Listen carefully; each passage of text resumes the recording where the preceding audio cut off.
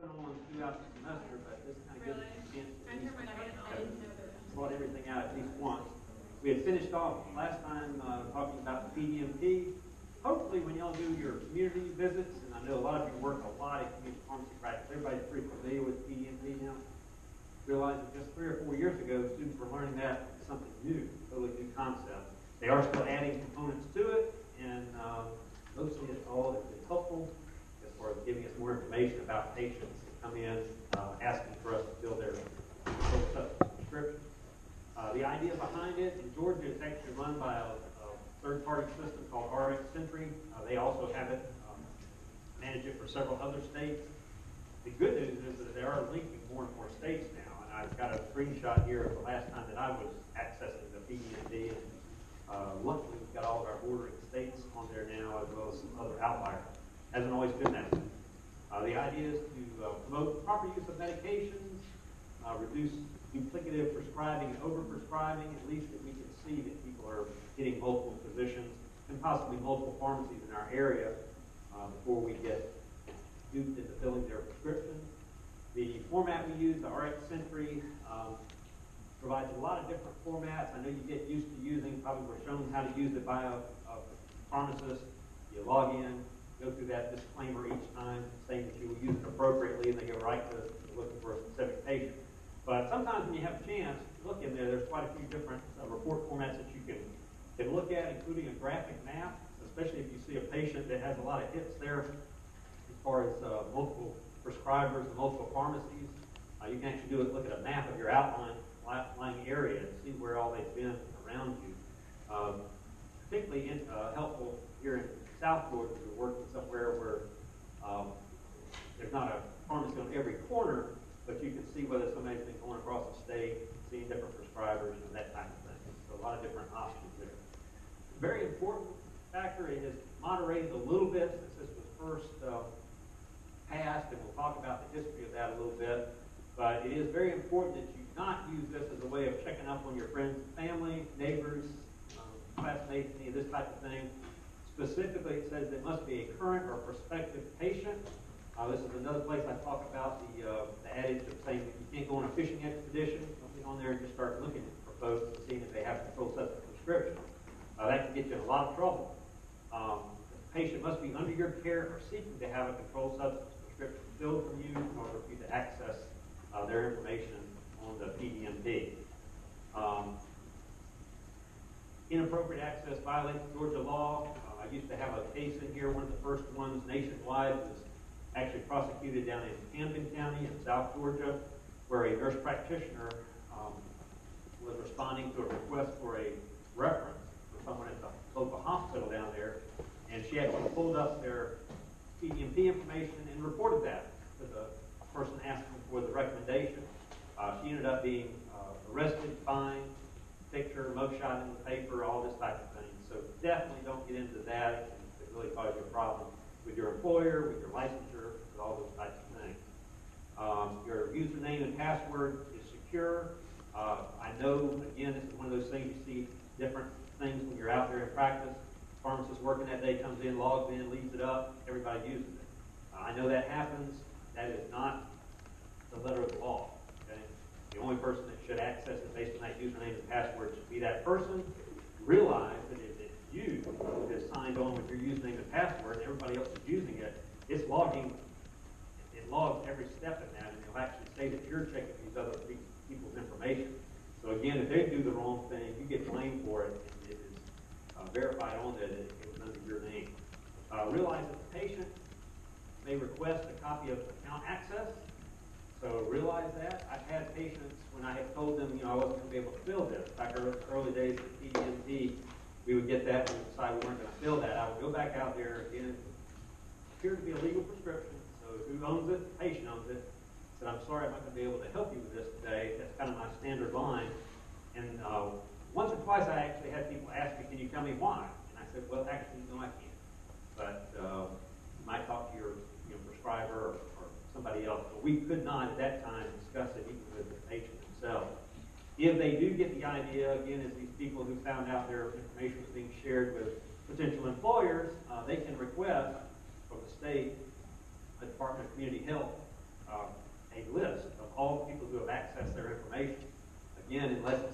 doing it for that legitimate purpose, current or prospective patient presenting a prescription to be filled at that pharmacy, they may have recourse with you, and you definitely would have a problem with the Board of Pharmacy saying that you were inappropriately accessing the information. Dispenser requirements, these have just changed a year or two ago. Actually, it really went into effect last year in 2018. Prior to that time, dispensers, pharmacies were the only people that had any requirements by the PDMP.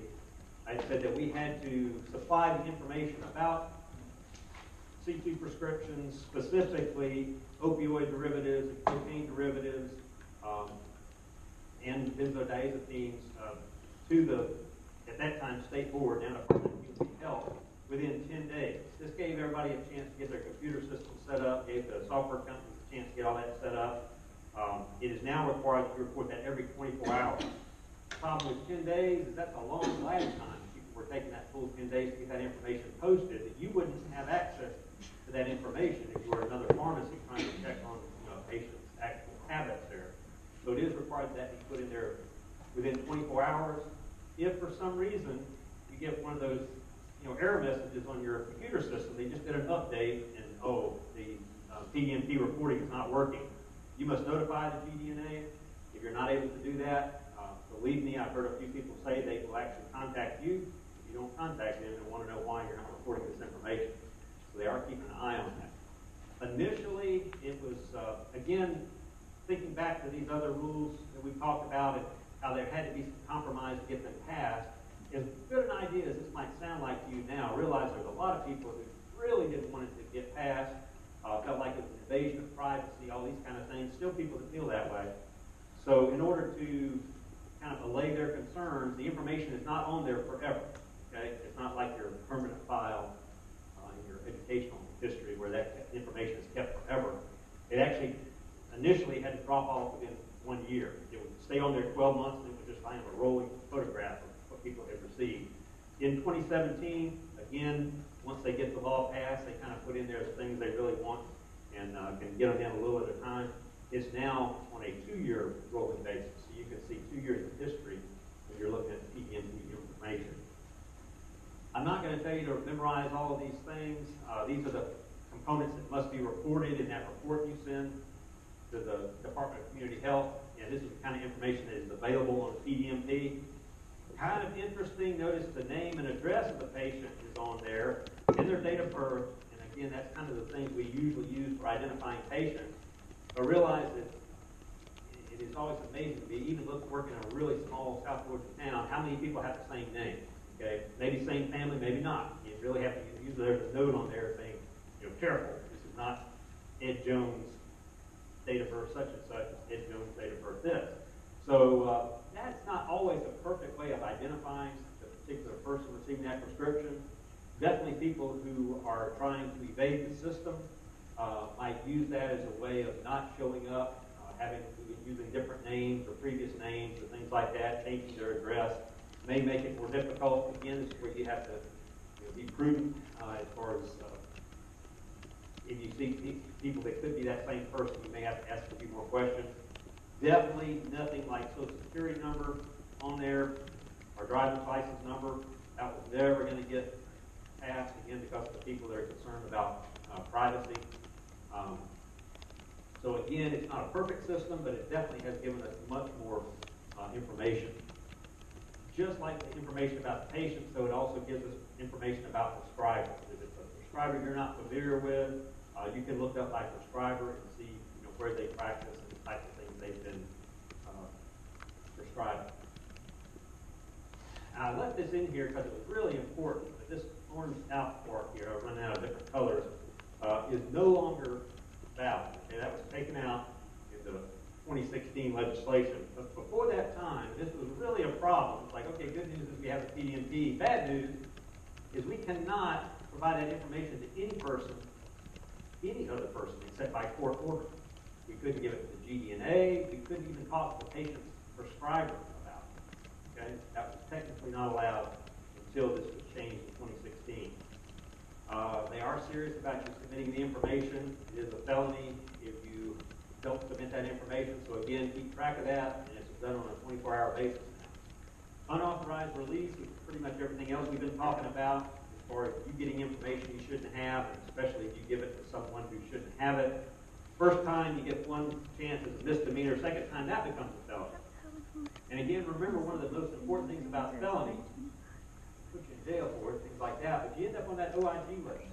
And that prevents you from working in any place that receives any federal funds, pretty much any pharmacy. So it can be a career-ending error if you are doing this inappropriately.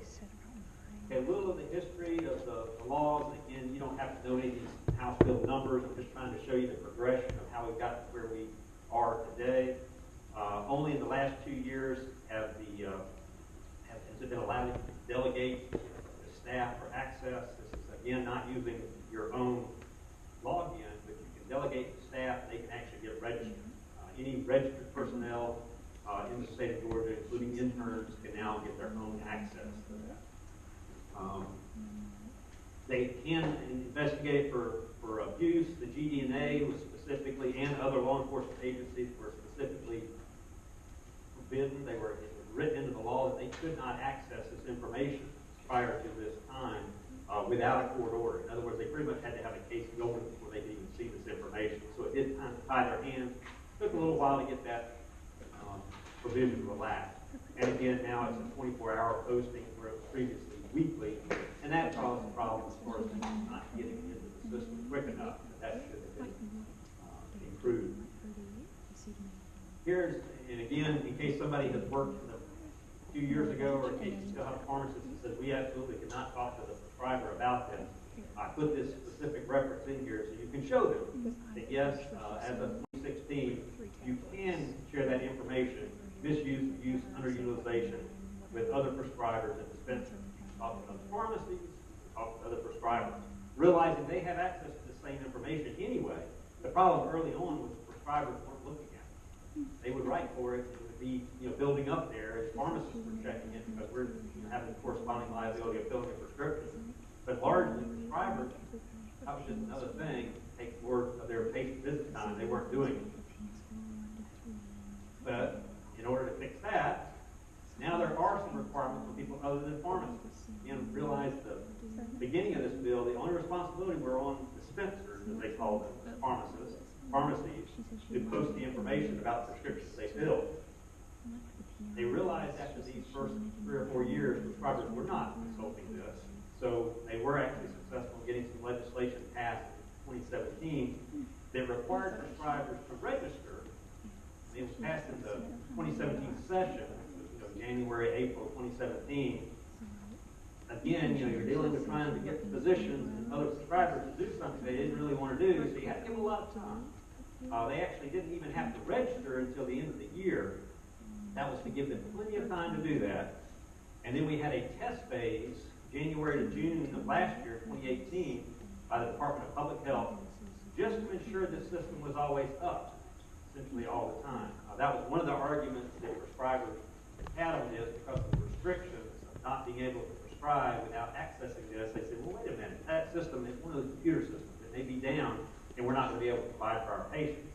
So they actually had to do this test phase to find that I think it's pretty reliable, 99.5% of the time. I'm not even sure Facebook is that reliable. We all use that all the time. So starting July 1, prescribers must consult the PDMP prior to initial prescribing of opioid derivatives, cocaine derivatives, and benzodiazepines before they write the initial prescription, and every 90 days that they keep that patient on those medications. The part about them having to consult it before they initially prescribe has pretty much gotten into everybody's head. The fact that they must follow up every 90 days, that's still being yet to be seen, that's going to be real effective as far as keeping them on that. So again, if you're talking with a prescriber and they say, oh, hey, we checked that, they were fine. Say, have you looked at it lately?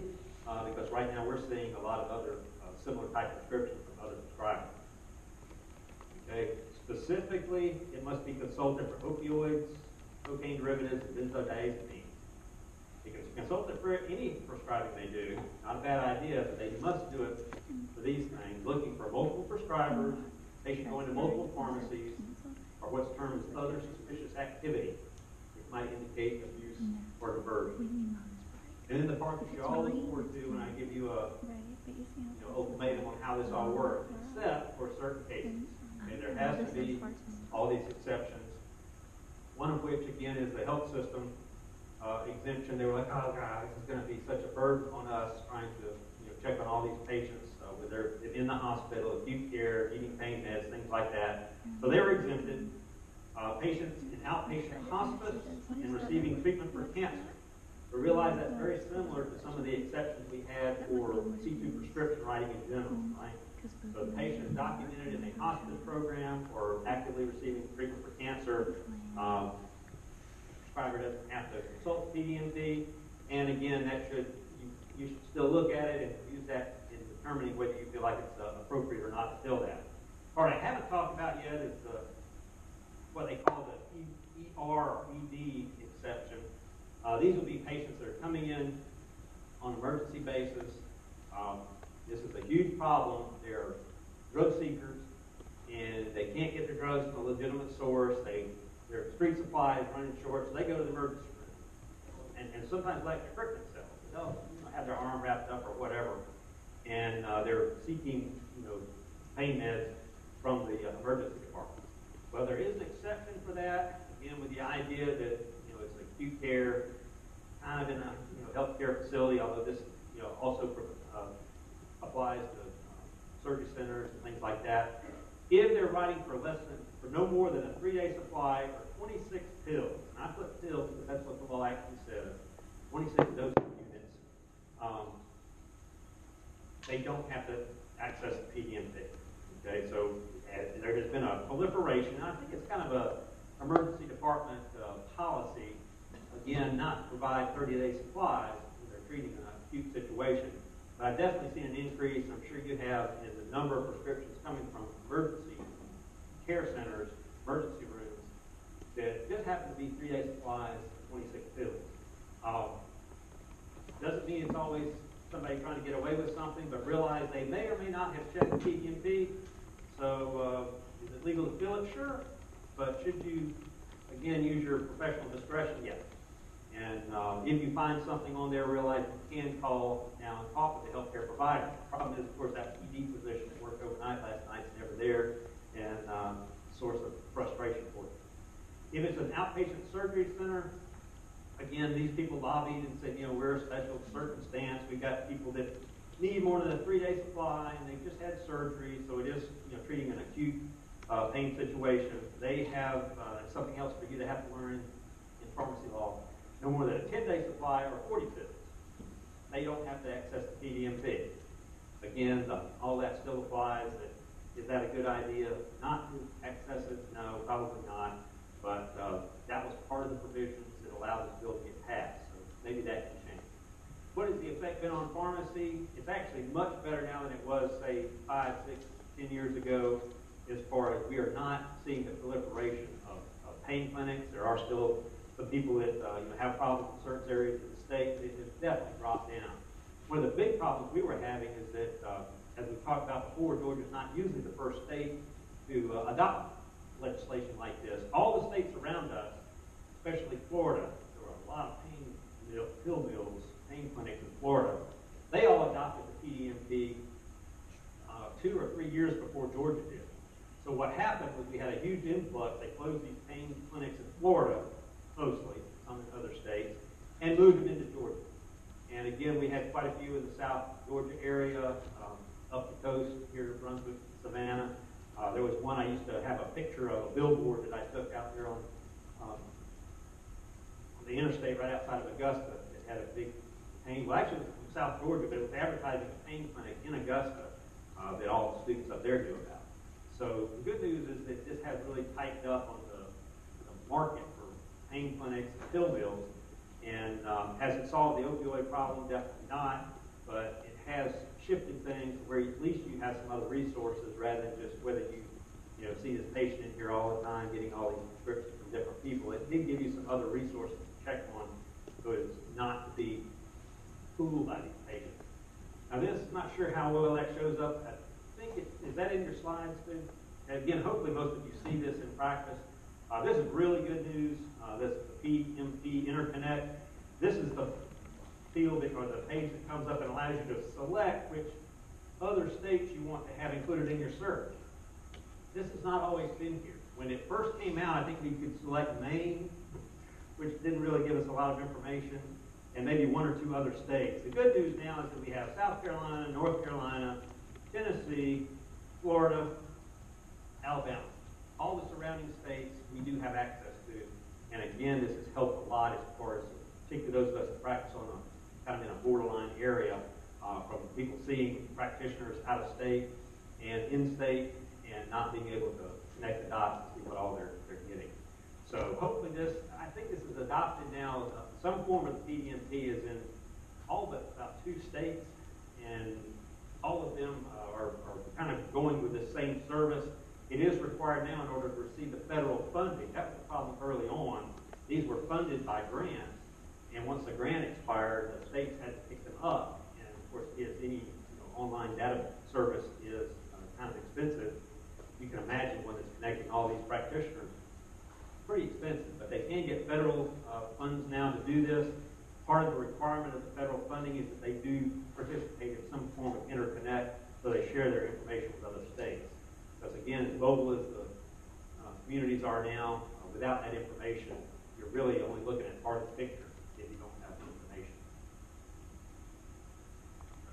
Okay, any questions on PDMP? Anybody see things done a lot differently that bother you and you want to ask about or anything? Feel free to follow up with me if you do.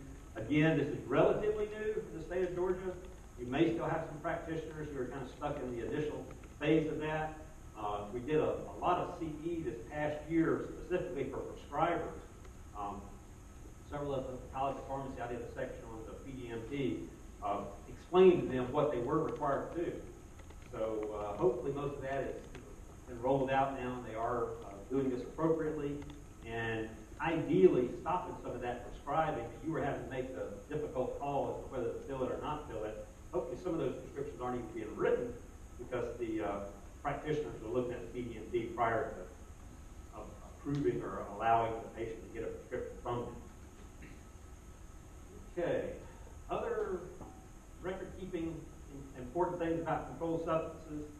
The registrant, again, this is the person, remember that means DEA registered, but the pharmacy, they must maintain records, including purchases, prescription records, basically you're in and you're out, so there is an audit trail. And at any particular time, by using that information and what's in your computer, it's going to give you, a lot of this information for your prescription records. You can see how many controlled substances you've received in your pharmacy, how many you've dispensed, and it should match what you have in inventory pretty closely. There's definitely some give and take there, but it kind of depends on the level of the controlled substance. Prescription records are very specific requirements as far as filing those. Again, this is something that, depending on where you work, you might see some slight variations in this, but hopefully everybody is following this, the letter of the law here appropriately. Remember, we said for C2s in particular, the pharmacist must sign and date the prescription on the face or the back. Most people do it on the face, but it can be done either place. Those are maintained in Georgia in a separate file. The history of this was so that the GDNA can come in and go right to your C2s, and basically they might go on a fishing expedition, or they got a prescriber in the area they're concerned about. They want to see how many prescriptions they're writing for C2 prescriptions before they had access even to the PDMP. So it is still required that C2 paper prescriptions be filed by themselves and separate from other ones. C3, 4s, and 5s, the law specifically says that they must either be in a separate file or readily retrievable. This is where the old Red C, which sounds like, from what I've talked to people here, they're not really seeing anybody that's wanting to use the rubber stamp, but this is actually still in the records and on a paper prescription. If you don't have any other way of readily retrieving your controlled substance, you actually have to stamp it with a 1-inch high Red C on the face of the 3, 4, or 5. This was, again, to allow the drug inspectors to come in and go through your prescription files and find the controlled substances relatively easily. This is no longer required, again, because everybody is using a computer system. We're able to pull these reports out any way you might want to. And again, if you work in one of these places that is hesitant or or still has you doing that. I'm going to give you the reference on that. That has been a bigger issue in the past. As far as federal regulations, there are 3 filing options, but there are some differences. Georgia only accepts 2 of those filing options. So for the purposes of our exams, the MPJE, and depending on whether you might go to another state, realize there are actually 3 different filing options based on the DEA, federal regulations. You can have all the C2s separate, all 3, 4, 5 separate, everything else in another file. You can have all the C2s together and everything else together, separated by the Red Sea. Or a third, this is the one that is not allowed in Georgia, but is allowed in some other states still. All your controlled substances filed together, notated with the Red Sea, and then all other prescriptions, which would be dangerous drugs, in another file. This option is not available in Georgia, but it is on the books. You may read about it if you're reading through federal law books. Realize that's not allowed in Georgia. And here's where I put in here again the specific citation in case any of you need to show your pharmacist you work for that they no longer have to keep that Red Sea and that ink pad, re-ink it and all those kind of things because it make a mess. As long as the pharmacy utilizes computerized records, all of them do. You can imagine anybody operating now with all the things that are required to do without computers. No requirement to mark the hard copies with a Red Sea. So they've had plenty of other things they have to do, so just realize they can't get rid of that. Additionally, other things that were added in when they did recognize computerized record keeping, your prescriptions have to be available and retrievable by these different formats without delay. They specifically say it can be up to 48 hours. This is for some of those places that have a centralized computer system that may have to request a report from a central location. But do know, wherever you're working in a pharmacy, know how to pull this information out of your computer, not just filling prescriptions. The DDNA will appreciate it, and they're going to expect you to be able to do that. Again, they can pull it out by practitioners and that thing, and then going on a fishing expedition and thumbing through the prescriptions, they don't have to do it anymore. They may come in, again, realize GDNA can come in and take any of your records. So they say, we'd like to see Dr. X, Y, and Z's prescriptions and see what they've been writing here. It is totally appropriate for them to ask for that, and it is required that you provide that. Now, if it's just local law enforcement, not so simple. They can access your records if they are investigating a specific crime, if there's an immediate hazard to the health of the citizens in the area, or with a court order. And ideally, of those 3, you would like to have a court order before you start giving that information out to sheriff's departments, police departments, anything other than the GDNA or the DEA. They have access to all your information. Your licensure is contingent on them having access to that information. The fact that the DEA registered and the fact that you have a pharmacy license in the state of Georgia means that they are entitled to get that information without any other information. Local law enforcement, be more wary, ask questions. Don't be real quick to just produce copies of everything and give it to them without them supporting it with some documentation from the court. Okay, biennial controlled substance inventory. This is probably one of the probably one of the most frequent things I get a call about. Somebody that's been out in practice maybe for many years. They want to call in, and usually it starts a little bit after this time. April, May seems to be the peak. They always ask, when in May is it that I have to do my biennial controlled substance inventory? And that's not the issue at all. It's a 2-year requirement. Biennial means every other year. It's a 2-year requirement for the last time you did it. Now, there's several things that can require you to do it some additional times. We'll talk about those. But there is no specific date. Pharmacists hate that. As much as we don't want to be called OCD, we really want somebody to tell us everything, like what day, what year our license is renewed, things like that. But biennial controlled substance inventory does not work that way. It's 2 years from the previous time you did it, unless there's some of these other changes we'll talk about. We have, I think, mentioned before, I definitely talked about this the last couple of years, there was actually a Board of Pharmacy meeting here in Savannah.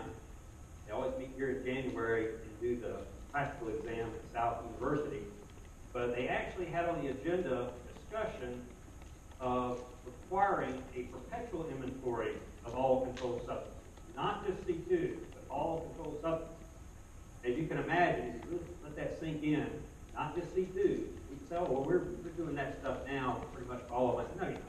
You just go start looking at all your controlled substances, RICA, all those things. You're not keeping track of all that stuff. This would have been a huge workload on pharmacies. All of the chain drugstores had representatives there. It was a real, contentious meeting. The reason for this was, some of you may remember, particularly from the Atlanta area, there was a huge diversion scandal there with one of the hospitals downtown. I won't mention any names, but they had pictures on the nightly news of people that were employees of the hospital actually pushing carts down the street outside the hospital, loading controlled substances, particularly cough syrup, vinegar cough syrup, used to make what they call purple drink. They had been ordering this in the hospital and diverting it, getting it out of there before the pharmacy was inventorying it, taking it out on the street, putting it in the van, driving off with it. It was tens of thousands of dosage units. They ended up, when they went back and started auditing it, it had gone out the door this way. So the Georgia Drugs and Narcotics, Atlanta law enforcement, DEA, everybody was really hot right then about pharmacies not being tight with their controlled substance inventories, not really taking these things seriously. So that's where, if all those got passed, it got all the way to the regulatory agency, they could have said then, yes, we're going to require perpetual inventory, and most of you would have had more work to do as pharmacy students, because you'd be counting controlled substances every day. It got tabled. They decided to say, okay, we're not going to require this right now. It is somewhat cooled down, but realize this is the kind of thing, and again, that's why it's so important to stay current on legislative issues, but also Board of Pharmacy issues as far as how it might affect your practice. This could still come back, very likely to come up again during your practice lifetime. As we said before, just like the prescription records, the C2 inventory records must be maintained separately. Again, this has to do with the fact that they're more likely to be abused, cause habituation, things like that.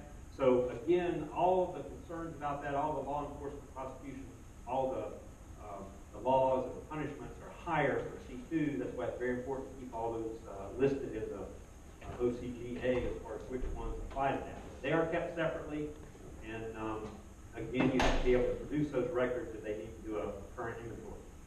Other controlled substances separately are readily retrievable. Again, your wholesaler or whoever you purchase from should be able to help you provide that information. Again, some pharmacies use central record keeping, particularly chains. They have to be able to get that information in a reasonable amount of time should that pharmacy become investigated. We'll talk a little bit more about biennial controlled substance inventory. Here are those other times. As your pharmacy is running along, no change in CIC, nothing changes for 2 years, just realize you've got to have that inventory date on that particular day every 2 years. A lot of places pick a particular day. I worked at a store down in Camden County. They would do it every other year on the day of the crawfish stuff. And just close the store and count all the controlled substances. So whatever you can do to kind of make sure you don't miss that date, again, it's very important, just like keeping up with your DEA registration permit and renewal. You must have this. You must have it there in your pharmacy. DEA comes in and says, I'd like you, they will ask every time to see your biennial controlled substance inventory. And if you look at it and it's like 2.5 years old, you're not going to have a good day. So do keep up with that. What happens in the meantime, again, if you have a non-controlled drug that converts to a controlled substance, you have to inventory that drug, because that's not in your biennial controlled substance inventory. And then you can just append that to your current inventory, and then the next time you do your big 2-year count, you have to include that in. Okay? So you don't have to count everything over when, for example, tramadol went controlled from a non-controlled drug. But you did have to count your tramadol and put that information into your biennial controlled substance inventory. Okay, here's the potentially confusing part. There will be an exam question on this. Don't know if it's on the NPJE. I have heard in the past that they have asked this specific thing. What do you have to count for the controlled substance inventory? For C2s, and if you happen to be a pharmacy that has investigational drugs and they're C1s, you have to do an exact count, okay? Down to the, if it's not a full bottle, down to the number of ounces or milliliters in that bottle, and the exact count for solid dosage forms. C2s must be exact count. For others, you can estimate it. Okay, that makes sense. Makes it a little easier to do. Still takes quite a bit of time. You can estimate it unless the container is greater than 1,000 units. Now that sounds backwards. You might think it's like less than 1,000 units. No, this is to try to get you not to have 5,000 bottles of hydrocodone, for example. That's the only one I still see some people having, greater than 1,000. But basically, they don't think that's a good idea. Again, your estimates aren't going to be that accurate. If your container, a partial container, initially contained more than 1,000 units, you got to count them. Okay, you got to get pharmacists to count them, or pharmacy intern, or somebody to count them. So again, if it's under 1,000 units, you can estimate. Okay, 1,000 units or under, it can be estimated. That makes it a lot easier. Okay, last slide of this group is just a summary of all these required records we talked about in this section. And we talked initially about the 222 forms for ordering C2s. Talked about the computerized controlled substance order system. CSOS can be used not only for C2s and C1s, but also for 3, 4, and 5s. For someone other than the registrant, the person whose name's on the DEA permit, they have to have a power of attorney, and you would have to have those records on file at your pharmacy to verify who else can order those type of controlled substances. And then you have to have purchase records. Again, your 222 will serve that purpose of purchasing for C2s, but for other controlled substances, you have to have your purchasing records, your inventory records, including that biennial controlled substance inventory, dispensing records, and again, if it's off-site, they need to be obtainable within 72 hours. It is required that the dispensing record be signed each day by the pharmacist who is responsible for that record. And then those other two DEA forms, 106, which is for report of theft or loss. We talked about the timing on that. To report the theft or loss within 3 days. The form has to be filed within 10 days. And then we will talk more about surrender or disposal, where you actually can destroy controlled substances and have those taken off your inventory. And there's a lot of specifics about that depending on what type of pharmacy practice you're in. Okay? All right. Any questions on that? All right. Switch over to the next set of notes we have available. I'm going to go back to the Board of Pharmacy website briefly, because this is basically going to be the format that we're going to use for the rest of the semester. Right up until this time, we've been going through the textbook. We don't have the textbook. We were using that table of contents as our outline. Now we're actually going to switch over to the board rules. Available through the website. And again, it doesn't have to be your home page, but you need to have it in your favorites and have access to this some during the semester so that you know where you go to look for this information. Go do a little verification here. It'll take longer since I'm waiting on it.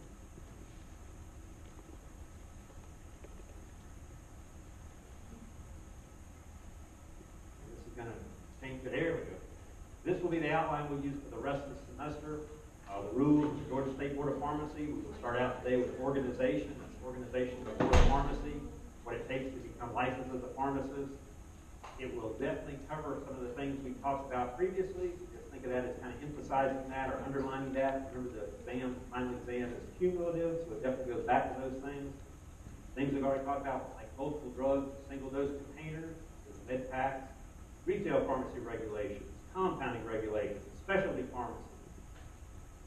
Again, all these are different types of licensure types that are available in Georgia, and we'll talk a little bit about the specifics of that. Miscellaneous guidelines for pharmacists.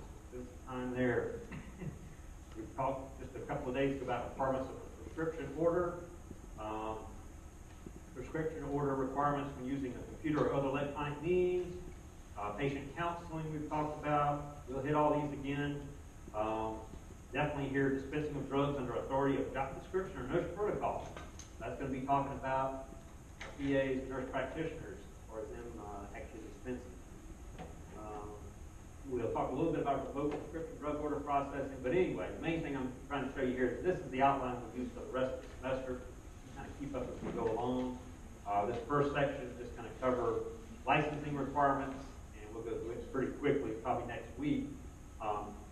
started on it today, and we will, relatively early in that first section of notes, we will come to a slide that I have marked as the end of the information for the second exam. So we should finish that, probably not today, but probably Tuesday. So that'll give you a little bit of breathing time there before our next exam. Remember, the following week we have spring break. You're not going to want to think about law or pharmacy school or anything like that. But we will have our exam that first week that you come back. So again, we're going to cut that off so you kind of have all the information. Should you want to take it to the beach with you or study with your friends over the break, hopefully you have something else to do. Again, just kind of going back to what we've looked at on the Board of Pharmacy before, we have laws, we have rules of the Board of Pharmacy. The laws are listed also on that same web page, the next item up, under the official code of Georgia annotated. Rules are listed by various authorized boards in Georgia.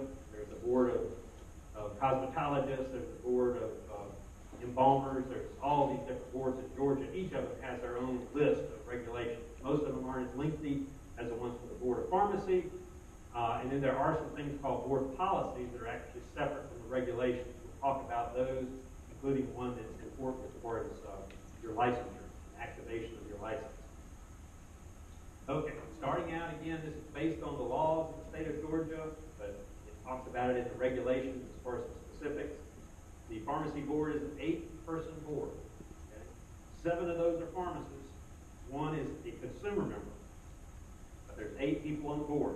They're not all pharmacists, but most of them are. We'll talk about the specific requirements of the pharmacist there. The consumer member, about the only specific requirement there is that they must be not associated with the pharmaceutical industry.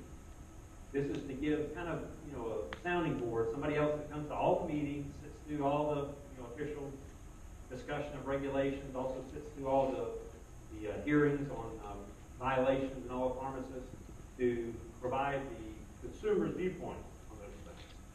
So right now it's a young lady that I think needs to be a school teacher. It has been different people. It changes over just like the other ones do. Sometimes they're appointed for multiple terms. The terms are 5 years. And some people can get reappointed. We had one consumer member that was on there for, I think, 30 years.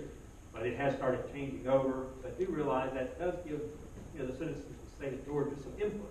We can't just sit there and talk about pharmacy things and not be thinking about what the patient's going to think about it, but they do have this consumer member there. Board members are appointed by the governor. It is political. They will go based on where the governor is from and where he may have strong support. They will say we need a board member from that area.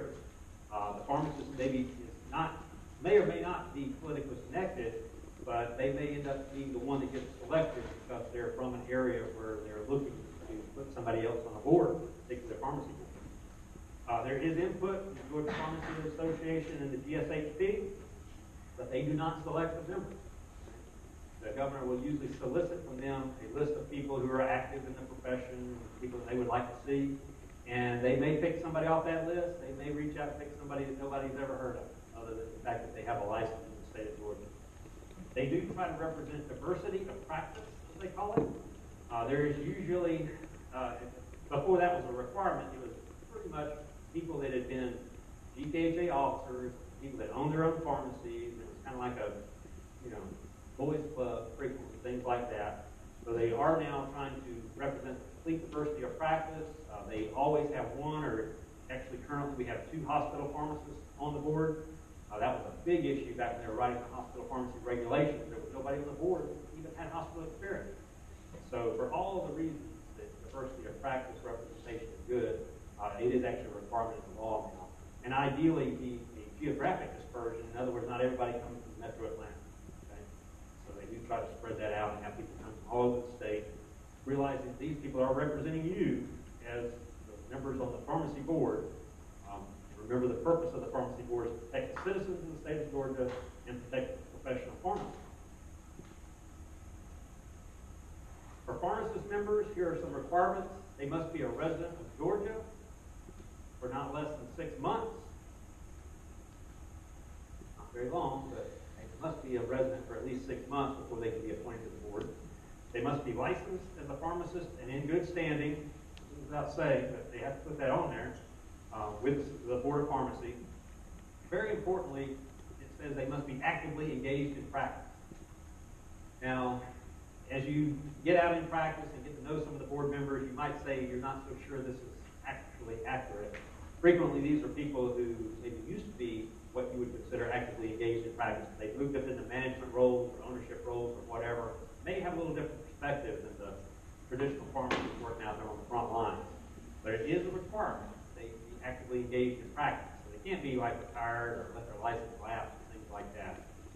They need to have at least 5 years of in-state experience. Sounds like, how would they be a resident of just over 6 months?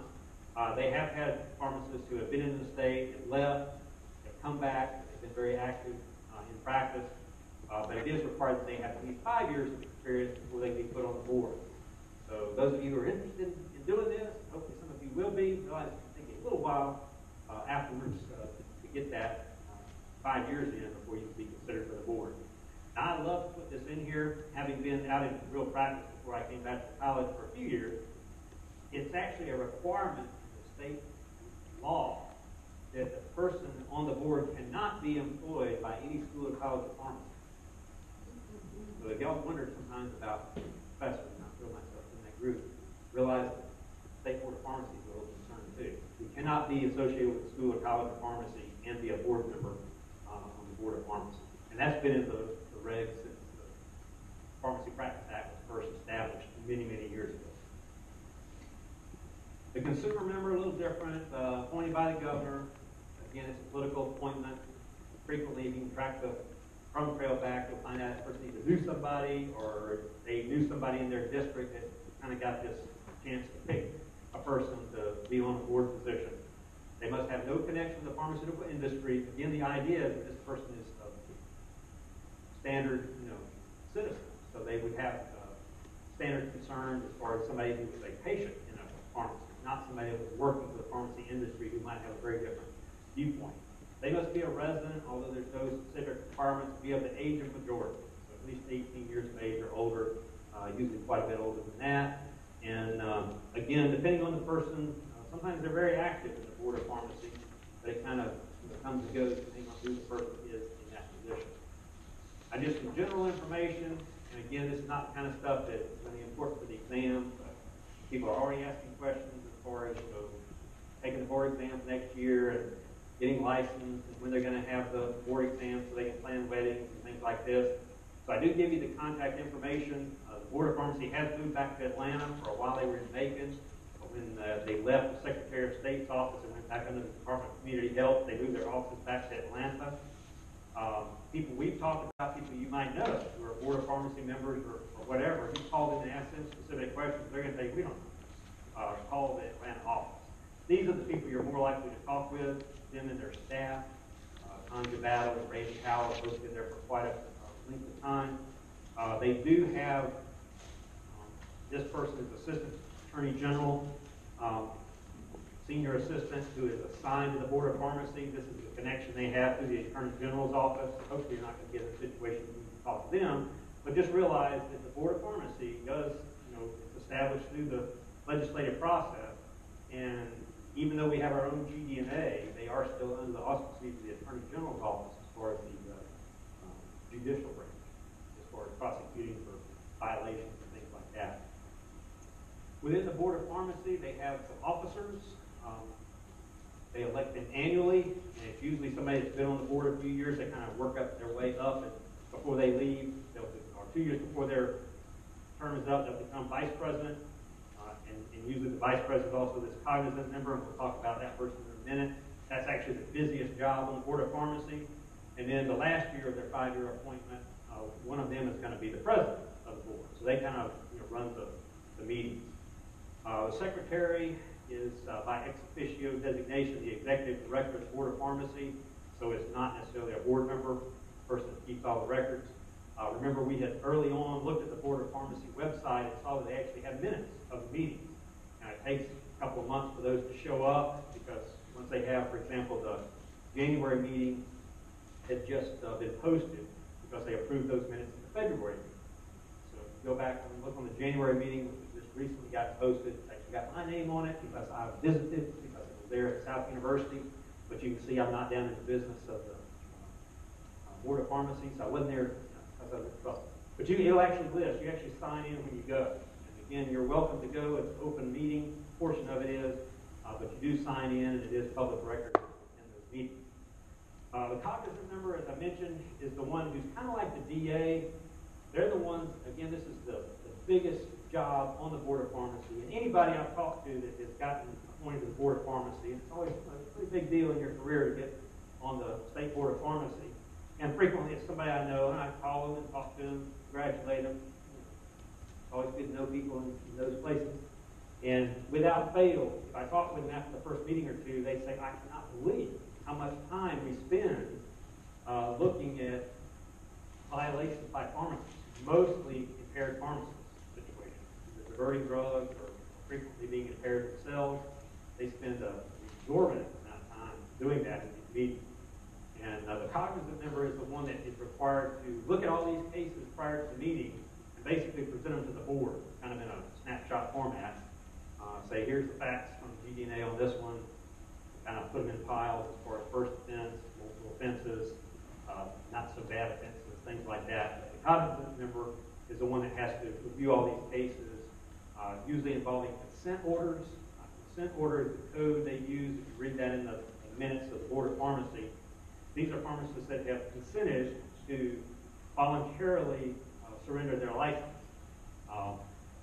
And basically, they're voluntarily surrendering it before the board has to take action and take it away from them. It is much easier, and again, we're always talking about the Georgia Board of Pharmacy not maybe being the most progressive, but they are really good as far as looking at pharmacists that do have impairment. And as we've learned through the classes we've taken, things we've gone through as far as people that are impaired, they do give them a mechanism, particularly that first offense, to surrender their license, get therapy, get treatment.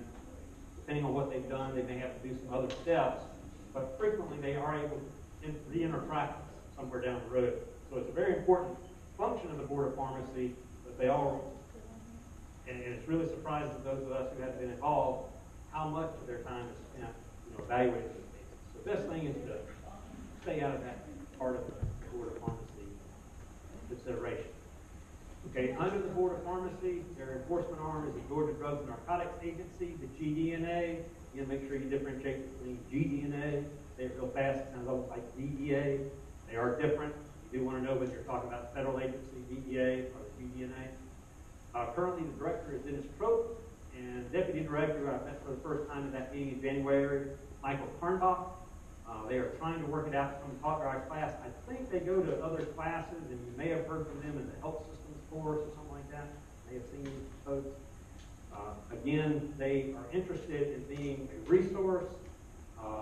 They know better than any of us know how difficult it is for them to walk into any pharmacy.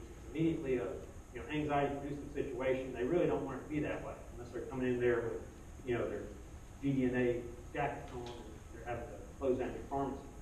They really want to be looked at as a resource. They are really here to help you. If you have questions, particularly as you start practice, I think I told the story earlier about a couple of years ago graduate who has actually gotten an opportunity to take over a store, but there were several things they were concerned about. And they were calling me to ask the specifics, and I told them what I tell you in class. I said, but here's what you need to do. Have you met the person who is your regional GDNA person? And actually they had met them as a student when they came into another pharmacy they were working in. I said, it would really be a perfect time for you to call them, tell them you had some questions.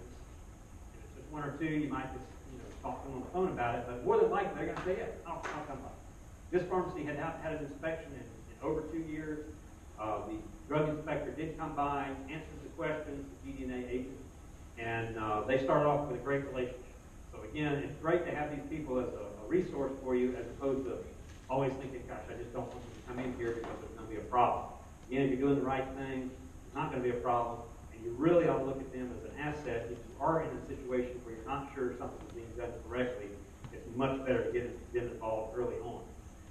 The agents, like I say, and I still call them drug inspectors, people will do that, but they are all agents of the Georgia Drugs and Narcotics Agency, and they are assigned by region. There's several of them, of course, in the Atlanta area, but those of us that work out in the more rural areas around Georgia, we have our own GDNA agent, who is the one that is responsible for things in our area. Sometimes they do cross over, and two of them from joining regions will come into your facility. That doesn't mean that they're looking at you double hard. It's just, again, they do that sometimes just to ease their paperwork flow. They are law enforcement officers, and in the state of Georgia, they are all registered pharmacists. And you might think, well, gosh, why wouldn't they be? It's great that we have registered pharmacists in our DNA agents. Most of them have practiced. We'll see the requirements for them, and they can't go into this right out of school. So they have been out there in the real world. But do realize they do have law enforcement credentials as well. They have to go through law enforcement training, so they kind of cover both areas. And not every state that has a similar agency requires that those people or can pay those people to be able to obtain a pharmacist in those positions. And you can imagine having somebody who doesn't understand what you're doing, regulating it over you to the point of this enforcement level. I feel much better working in Georgia where I know all the DNA agents or pharmacists. They do have arrest powers. They do go through law enforcement training. They do carry weapons, and they always have a weapon on them. No big deal about that, but realize they are in law enforcement. They are having had prosecution of other people, things like that. They are always a little more wary. But again, hopefully you'll get a chance to meet your DNA agents on a very friendly basis and have a good working knowledge of them. In Georgia, they are required to be pharmacists. I put male and female just to make sure you know. You might think of those folks are guys. There's not. And it may be approaching 50-50, kind of like the profession of male-female ratio. They have many years of experience. Once they get this job, it's usually highly sought for those people that want to do this specialty type practice. They don't leave. And so most of the time, those folks, if it's an older agent that you have, they've been in that position for a long time, sometimes 25, 30 plus years before they retire. Again, it's an excellent career opportunity for pharmacists, something you might not have thought about before this class. And usually when we have a GDNA agent come and talk to the class, they are able to talk a little bit more about that. But again, if they're not able to come this year because they're still involved in the legislative process right now, I'm glad to put you in touch with them, especially if you have a particular area of the state that you practice. It would be great for you to be able to meet up with your regional GDNA agent. Like I say, they really do want to try to help you and start out with a good relationship. It's up to you to keep it that way as far as doing the right thing and calling on them when you need to. A little more formally, their responsibilities are to investigate, inspect the pharmacies in the state of Georgia. They report to the board. Okay? A lot of them will have offices in regional law enforcement areas, and they do work closely with local law enforcement, but they don't report to, Chatham County Sheriff's Department or anything like that. They actually report to the board. The board can say, we need to have certain people come before us and get them involved as a cognizant member. Again, sometimes the GDNA is the investigator that finds out there is a problem with a pharmacist out in the community, and the board then takes action and has them come before the board for consideration of disciplinary action. Again, realize the Attorney General's office is involved, so it does have the full force of the state of Georgia law enforcement behind it. Once they find that there's a problem, it can't be handled through a traditional mechanism of an impaired pharmacist situation. Somebody's diverting drugs, repeatedly not complying with regulations, things like this. They can refer that on to further court action through the Attorney General's office. They would be the prosecutor. One other thing they do is that each year, and we should be seeing this in the next few weeks as the legislative process goes on, they update the list of controlled substances and dangerous drugs, again, so about dangerous drugs, for the legislature. Because that law applies to the regulation of someone doing the wrong thing as far as distributing controlled substances or whatever, those drugs are specifically listed under the area in the law that covers their category of prosecution, punishment. So each year they have to update that to include all the new drugs that come on the market.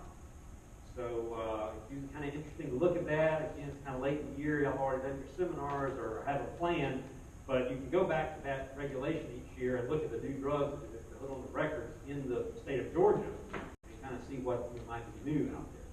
So they do have to update that. Realize that has to go through the legislature. It is not something the Board of Pharmacy can do at one of their monthly meetings. They have to actually put this up before the legislature. It has to go through the whole process, like we talked about. The laws have to go through. It's usually put in as a House bill. It has to be voted on and approved by the House, and it has to go to the Senate. This is one of the ones that goes through pretty fast, kind of a rubber stamp.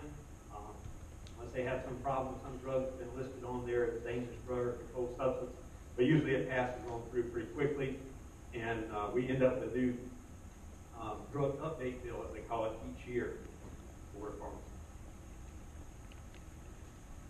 Okay, the practice of pharmacy. This is that Pharmacy Practice Act. Again, gives responsibility to the Board of Pharmacy to promulgate rules and regulations for carrying out the laws. One of the first things it says is unlawful to practice pharmacy without a license. That makes sense, but it does have to be stated in the law for that to have any force in it. Practitioners, and this is again medical practitioners, they may dispense, and it's required in the law that they are exempt from any additional licensure.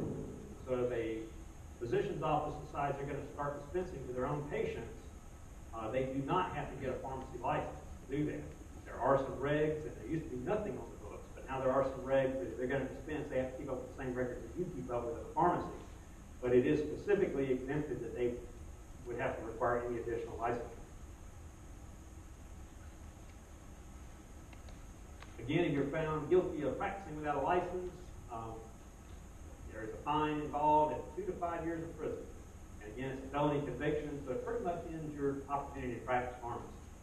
So don't go somewhere and practice pharmacy without a license. Don't let your pharmacy license lapse. There were a lot of people at that January meeting who had let their license lapse, did not renew it in December on a timely basis. They were trying to get exceptions for that, not have to pay the additional fine, and the Board of Pharmacy just told them all to pay the money and go back to work. But this is like talking about somebody who is long-term, not had a license, or moves to another state, starts practicing pharmacy without that license. Qualifications, and again, I'm going to do this pretty quick. We'll stop here just a few minutes today. But a lot of these things you're going to already know about because of the things you've had to do as far as getting intern licenses and things like that to practice. But do realize that all this information is on the Board of Pharmacy website. It is required now that you be of the age of majority, 18 or older. It used to actually say 21.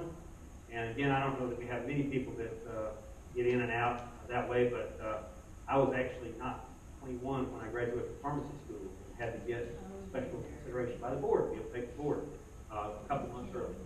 But it is, now that you're the age of majority, you can sit for the board if you have all the other requirements. You might know some people that are coming to Georgia from a foreign country that have a foreign equivalency or went to a foreign pharmacy school. There is a mechanism for them to get licensed. They have to go through the MFPGEE. I'm not going to test you on that. But there is a foreign pharmacy graduate equivalency exam. They must pass that in addition to the NAPSITE.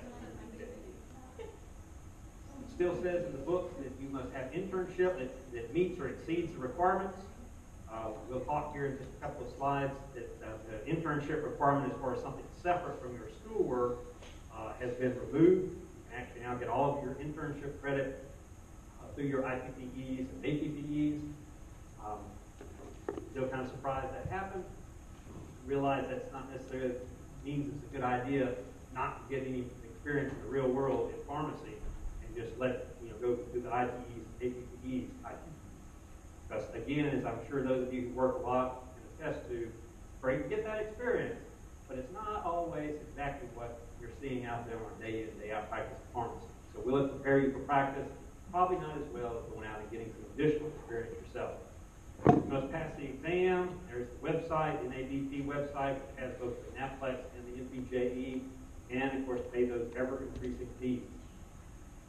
In Georgia, the board exam is given at least twice a year. Most of the time it's given 3 times a year, but it's only required to be given twice. Again, with the number of pharmacy students graduating each year, I think that we're going to not have any problem keeping it 3 times a year. It had been a concern back when there was some problem trying to reduce the state budget. It would have been a disaster to stop twice a year. Currently, you have 3 chances to take the board. after 3 chances, you have to go back and get board permission. Believe it or not, and this was actually considered at the January meeting that I attended, they're actually considering changing that to 4 times. Not because of Georgia credit, okay? But they're getting a lot of people that don't pass after 3 times, and they're having to go before the board. It's taking a lot of time for them to be told they can take it 1 more time. They're considering it making it 4 times. Right now, it's 3 times. After that 3rd failure, you actually lose your intern license.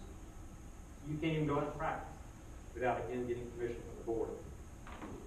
And something I throw in here, because it is in the regs, and it may not seem like anybody can apply to anybody, but some of you might. After you pass the board, take the NABP, MPJE, get passing results, we'll talk about the fractional here in just a few minutes. You must go ahead and get your license within 2 years, or your board exam expires. So some of you get, diverted, and because of family issues or whatever, like, well, I got that done, but I'm not really going to work right now, and I'm kind of wait, not pay those additional fees until later. Realize that board exam does expire, you have to go through the whole process. So once you've done the drill, go ahead and finish it up and get your license. So in Georgia, the board exam process consists of the NAVPLEX, MPJE, and the practical. I've struck through completed internship. That's still a requirement, but you basically complete your internship now as a part of your program you go through in your academic institution. Georgia is one of only 2 states that still has a practical exam, the other one being New York State. The way it's written into Georgia's law, it says if the person who is getting licensed by the state of Georgia has never taken a practical exam, they must take that practical exam. So it doesn't matter if they've been out practicing as a pharmacist for 30, 40 years. They move to the state of Georgia, they might be able to talk about reciprocation probably next time. They might be able to reciprocate, but they're going to have to take that practical exam. Okay? I always encourage you not to be concerned about the practical. You're going to be fine with the labs that you do, with the errors and omissions drills that you go through. You know how errors and omissions work. That's usually the part, if you're talking with a pharmacist coming from out of state, even a new graduate, they're right out of pharmacy school, they know about the compounding, they're going to be able to make the compounds. But you know how confusing that errors and omissions exam was the first time you took it, right? Like you could tell there was something wrong with the prescription. You got A, B, C, D, or E, you have to pick the right reason that it's not valid. And that's where usually people that haven't been to school in the state of Georgia practice errors and omissions exams have a problem. So again, here's all the requirements for internship. I struck through those. Don't think that's going to come back in Georgia, but again, many of you will end up practicing at least for a period of time in other states, possibly doing residency, things like that. So realize that some other states do still require internship in addition to the IPPEs and APPEs, your experience program work. So keep track of that as far as the states you might be going to want to go to, and see if they do require that. This is another reason for you to keep, when you are working as an intern, having those hours certified and recorded with the Board of Pharmacy in case you need them in another state. It hadn't been that long, May of 2016, that they actually allowed your experience done through your educational program to count as your total internship. Reciprocity, we're going to talk about that, talk about the exceptions. Really, for the purpose of the exams, you only need to know the licensure requirements for Georgia. People always have questions about this, and we'll talk about it for a few slides here. But we'll stop there for today. We'll pick up with that on Tuesday. See if I can go back here and see how far we are away. I don't think we've got too many things left. We'll go through CE. Yep. We'll go through this licensure requirements. We'll go through CE, and that'll be the end of the material exam 2. We won't stop. We'll pick up and carry on from there, but just realize we're drawing a line there when we start doing the study. It will finish up right after that CE right. Okay. All right. Have a good day, and I'll see you back on Thursday, on next Tuesday. For next week, we got spring break.